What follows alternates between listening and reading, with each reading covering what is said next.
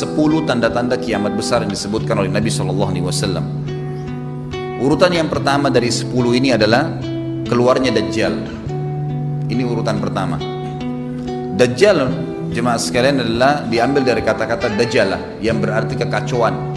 Ciri-ciri Dajjal disebutkan dalam banyak hadis yang sahih adalah mata kanannya yang paling pertama rusak seperti anggur kering. Kata Nabi SAW dalam hadis sahih, ketahuilah Dajjal buta mata kanannya dan Tuhan kalian tidak buta, karena dia akan mengaku sebagai Tuhan.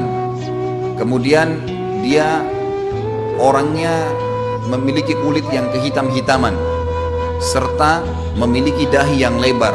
Setiap orang beriman bisa membaca di dahinya tertulis 3 huruf kafara.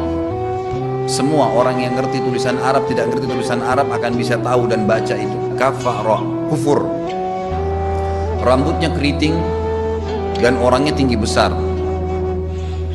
Kata Nabi SAW, kalau kalian dengar Dajjal keluar di satu lokasi, maka menghindarlah. Walaupun kalian harus lari ke gunung, dia akan keluar membuat kerusakan selama 40 hari. Kata Nabi SAW, 40 hari itu sehari seperti setahun, sehari lagi yang kedua seperti sebulan, hari yang ketiga seperti sepekan, dan sisa harinya seperti hari kalian. Dia akan keliling muka bumi semuanya, dan kata Nabi SAW, seluruh bumi ini akan dimasuki oleh Dajjal. Tidak tertinggal satu lorong, gang, jangankan kota atau desa, kecuali Dajjal akan masuk ke dalamnya, kecuali Madinah dan Mekah. Tidak bisa dimasuki oleh Dajjal. Kata Nabi SAW dalam hadis sahih, karena di setiap pintu gerbang Mekah dan Madinah malaikat menghenuskan pedangnya dan menghalau Dajjal sehingga Dajjal tidak bisa masuk. Pada saat dia tiba di Palestina, waktu yang bersamaan di kota Madinah berkecamuk. Kaum muslimin sepakat semua keluar untuk mengejar Dajjal dan membunuhnya. Keluar dari kota Madinah satu orang yang namanya seperti namanya Nabi Muhammad SAW, Muhammad bin Abdullah, dan dia dari turunan Nabi SAW juga. Dan orang ini punya julukan Mahdi, dikenal dengan Imam Mahdi. Inilah tanda-tanda kiamat yang kedua. Pada saat dia tiba di Mekah, dibaiatlah oleh banyak kaum muslimin, tidak disebutkan jumlah pasukannya, maka terbentuklah pasukan jihad yang mengejar Dajjal menuju ke Palestina. Lalu keluar tanda-tanda kiamat 3, langsung berentetan semua. Tanda-tanda kiamat besar yang ketiga adalah pada saat pasukan Imam Mahdi dengan pasukan jihad itu tiba di Darul Bayda namanya. Hadis menyebutkan di menara itulah, di masjid itulah Imam Mahdi mampir sholat asar bersama pasukannya. Dikatakan Isa alaihissalam akan turun sambil memegang kedua sayapnya malaikat, dan dari rambutnya yang basah meneteskan air. Maka dia pun turun, lalu kemudian dia masuk, dan orang-orang pada saat itu mengenalnya kalau dia adalah Isa, dan mereka sudah tahu ini masanya keluarnya Dajjal, ini Mahdi sudah ada. Mereka tahu akan turun Isa, sudah ada informasi seperti saya sampaikan ke Bapak Ibu sekarang. Itu muslimin di zaman itu sudah tahu semua. Sholatlah mereka, kemudian mereka menuju ke Palestina. Ringkas cerita adalah Nabi Isa alaihissalam akhirnya tiba dengan pasukan mujahidin di depan pintu gerbang Babulut. Dajjal mengatakan, bukakan pintu gerbang, mereka tidak akan mampu melawan kita karena pasukannya mereka banyak memang. Maka Dajjal dengan sombongnya menunggu di depan pintu gerbang. Pada saat dibuka, Dajjal kaget melihat ada Isa alaihissalam. Dan pada saat itu kata Nabi SAW, Dajjal faham kalau sudah tiba ajalnya. Begitu melihat Isa alaihissalam, dia lari dan badannya sambil meleleh di depan para pengikutnya. Pada saat Dajjal mati, pengikutnya pada ketakutan semua. Mereka anggap Dajjal Tuhan, mereka anggap Dajjal orang yang perkasa lah, orang yang kebal lah, beragam macam kelebihan. Mereka kaget pada saat mati, maka bertebaranlah mereka dan akhirnya mereka sembunyi di bawah pohon dan di atas batu. Kemudian batu dan pohon akan memberikan penjelasan, hai muslim, ini Yahudi, bunuhlah. Maka dibunuhlah pada saat itu mereka. Lalu Nabi Isa alaihissalam memimpin di muka bumi, dan kata Nabi SAW, pada saat itu Islam, agama Islam yang dibawa oleh Nabi SAW akan masuk ke semua rumah di muka bumi, gak tersisa. Satu dunia ini semuanya Islam. Hadis sahih. Maka Nabi Isa alaihissalam memimpin pada saat itu, disebutkan dalam hadis 40 tahun dengan ketenangan menerapkan hukum Islam. Semuanya beriman kepada Allah subhanahu wa ta'ala dan menjadi muslim. Setelah itu keluar tanda-tanda hari kiamat besar yang keempat. yaitu keluarnya Ya'juj dan Ma'juj. Nabi SAW sebutkan ciri-ciri mereka. Mata mereka sobekannya kecil sehingga mata mereka kelihatan seperti sipit, tapi bola matanya besar. Mereka memiliki rambut yang keriting dan mereka memiliki poster yang umumnya seperti poster manusia. Ada hadis yang berbunyi mereka akan mendatangi sebuah sungai, kalau tidak salah namanya Sungai Tibria, airnya banyak mengalir. Kata Nabi SAW, mereka semua minum air sungai itu, dan yang terakhir dari mereka datang sudah nggak dapat air. Artinya air sungainya habis diminum. Bayangin berapa banyak jumlahnya. Pada saat itu Nabi SAW mengatakan, Allah berfirman kepada Isa, berkata, wahai Isa, aku akan mengeluarkan hamba-hambaku yang tidak ada seorang pun dari kalian bisa mengalahkannya, termasuk Isa AS, nggak bisa mengalahkan. Maka selamatkanlah dirimu bersama dengan pengikut-pengikutmu ke Gunung Tur namanya. Jadi memang Ya'juj ini ciri khasnya, kata Nabi SAW, mereka memakan apa saja. Jadi bukan seperti manusia normalnya. Mereka membunuh semua yang bukan seperti mereka. Sampai-sampai kata Nabi SAW tidak ada yang bisa mengalahkan mereka, dan jumlah mereka sangat banyak. Salah seorang di antara mereka tahu dia akan mati kalau sudah punya 1000 anak. Kata Nabi SAW dalam hadis Bukhari, kecelakaanlah bagi orang-orang yang ada di Jazirah Arab. Kemungkinan besar makna ini adalah tempat mereka dekat dengan Jazirah Arab. Kata Nabi SAW, kecelakaan bagi orang-orang yang Jazirah Arab karena telah terbuka dari lubangnya Ya'juj Ma'juj sebesar ini. Sudah kasih isyarat dengan jari ibu jari sama jari tengahnya. Artinya mereka sudah bisa melihat keluar. Pada saat mereka keluar, maka mereka akan mulai membuat kerusakan. Kata Nabi SAW di dalam hadis sahih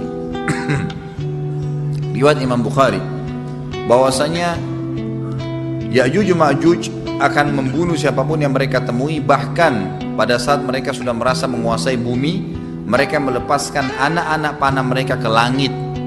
Lalu Allah menurunkan anak-anak panah mereka sebagai fitnah dipenuhi dengan darah. Maka mereka berkata, kami telah membunuh semua yang ada di bumi dan semua yang ada di langit. Kata Nabi SAW, Allah lalu mengizinkan Isa untuk berdoa kepada Allah agar memusnahkan mereka. Maka Isa AS pun akhirnya berdoa, meminta kepada Allah Subhanahu Wa Taala agar mereka semua dimusnahkan. Maka pada saat itu pun Allah Subhanahu Wa Taala menurunkan kepada mereka hama. Sebagian hadis menyebutkan serangga kecil seperti cacing, banyak sekali yang menimpa tubuh-tubuh mereka.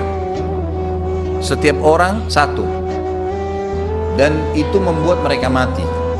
Kemudian setelah itu Isa AS memimpin lagi di muka bumi sampai beliau meninggal. Setelah Isa AS meninggal, kembali lagi sebagian besar manusia berbuat kekufuran. Maka Allah Subhanahu Wa Taala keluarkan tanda-tanda kiamat besar yang kelima. Yang kelima ini adalah keluarnya hewan atau binatang melata. Binatang melata ini disebutkan dalam hadis yang sahih riwayat Bukhari, bahwasanya Allah SWT akan keluarkan, tapi tidak disebutkan dari bumi mana dia keluar. Dia akan keluar hewan melata yang bisa berbicara seperti manusia dan badannya dipenuhi dengan bulu. Allahu a'lam bagaimana. Kemudian dia datangi orang-orang yang kufur tersebut dan menasihatin dan mengingatkan mereka. Yang tidak mau beriman, dalam hadis dikatakan dicap oleh hewan tersebut. Allahu a'lam dicap seperti apa, sehingga ketahuan mana yang kafir, mana yang beriman. Terus dia keliling di muka bumi, tapi tidak disebutkan berapa lama. Lalu kemudian Allah lenyapkan si dabbah ini. Kemudian datang tanda-tanda kiamat yang ke-6. Tanda-tanda kiamat yang ke-6, 6, 7, 8 itu berentetan semua. Longsor besar di timur, di barat, dan di Jazirah Arab. Ini tanda-tanda kiamat terjadi serentak. Sudah 8. Kemudian terjadi yang ke-9, keluarnya api dari negeri atau dari kota Aden. Kota Aden ini di Yaman ya. Tentu hadis menjelaskan tentang masalah api yang keluar ini, artinya api bukan main-main. Ini bukan kebakaran sebuah masjid atau sebuah bangunan 10 tingkat. Api ini bisa menghalau manusia untuk jalan karena panasnya. Sebagian riwayat menjelaskan api tersebut akan berdiri seperti gunung yang besar dan dari seluruh pelosok dunia bisa kelihatan. Kita bisa bayangkan bagaimana yang akhirnya akan menggiring atau menghalangi orang-orang untuk jalan, susah. Sebagian ulama hadis mengatakan mereka nggak bisa jalan, tidak bisa ada penerbangan, tidak bisa ada orang jalan karena panasnya bumi ini dari api tersebut. Dan itu memang kemungkinan besar akan keluar satu waktu, Allahu a'lam kapan. Dan yang terakhir, tanda-tanda kiamat sebelum ditiup sangkakala adalah terbitnya matahari dari tempat terbenamnya. Dan ini sudah terakhir sekali. Makanya kata Nabi SAW, taubat akan diterima sebelum matahari terbit dari tempat terbenamnya.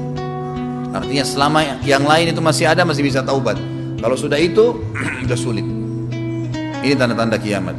Sebagian ulama memasukkan tanda-tanda hari kiamat kecil, ada yang masukkan tanda-tanda kiamat besar. Ada dua hal. Yang pertama itu adalah keluarnya Dzu Suwakatain. Ada orang dari negeri Habasyah dikenal dengan Dzu Suwaka. Dzu Suwaka ini sak artinya betis. Diberikan julukan Dzu Suwaka karena betisnya sangat kecil. Orang ini, Bapak Ibu sekalian, kata Nabi SAW akan menghancurkan Ka'bah.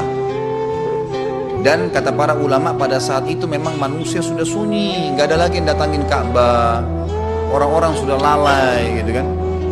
Keluarlah orang ini. Makanya sebagian ulama masukkan dia tanda-tanda kiamat sebelum terbitnya matahari dari tempat terbenam. Ditambahkan ini yang ke-11 atau ini yang ke-10, terbitnya nanti kiamat yang ke-11. Kata Nabi SAW, dia akan mencabut batu-batu Ka'bah satu persatu sampai rata dengan tanah. Dan saya sedang dilihatkan oleh Allah sekarang bagaimana pada saat dia mencabut batu itu. Hadis sahih riwayat Bukhari Muslim. Yang terakhir, yang kedua, yang berhubungan juga dengan tanda-tanda kiamat, ada yang memasukkan kiamat kecil, tapi ini lebih dekat dengan kiamat besar. Orang yang terakhir meninggal itu adalah orang dari asli suku Madinah yang sedang mengembala kambing. Kata Nabi SAW, orang yang terakhir meninggal dari kalian kalangan manusia. Semua orang sudah mati, tinggal dia sendiri. Tapi dia nggak tahu. Dia lagi mengembala kambing, kemudian dia masuk dengan gembalanya ke kota Madinah, ditemukan semuanya tidak ada kehidupan. Nggak ada orang, nggak ada binatang, nggak ada apa-apa, tinggal dia sendiri. Pada saat dia meletakkan telapak kakinya di kota Madinah, maka pada saat itu dia meninggal. Dan inilah manusia terakhir meninggal sebelum ditiup sangkakala terakhir.